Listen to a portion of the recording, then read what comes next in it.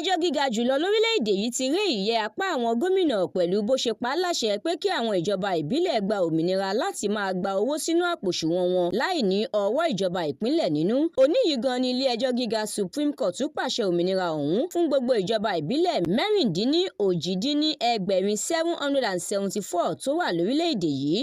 Nínú ọ̀rọ̀ rẹ̀ lásìkò tó ń gbé ẹjọ́ kalẹ̀, onídàájọ́ Emmanuel Agimu ní ó hàn dájú gbangba pé ìwà kí àwọn ìjọba ìpínlẹ̀ máa pa owó ìjọba ìbílẹ̀ mọ́ka ti di àṣà láti nǹkan bíi ọ̀pọ̀lọpọ̀ ọdún sẹ́yìn. Ó ní àwọn ìjọba ìbílẹ̀ kò rí owó gbà mọ́, àwọn ìjọba ìpínlẹ̀ ló ń fi owó wọn lánu léyìí tó ní ó kù díẹ̀ káàtó. Wàyí o, onídàájọ́ Agimu ti wá pa á láṣẹ pé kí àwọn ìjọba ìbílẹ̀ máa ṣàmójútó owó wọn fúnra wọn láì ní ọwọ́ ìjọba ìpínlẹ̀ kankan nínú rárá.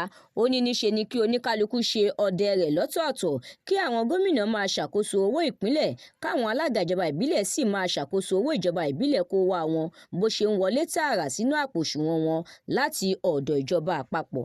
Ẹ jẹ́ gbádùn àwọn ìròyìn yìí ní yàjóyàjó síwájú sí láti inú ìwé ìròyìn The Matrix lójú òpó Facebook, Instagram, TikTok, YouTube àti X.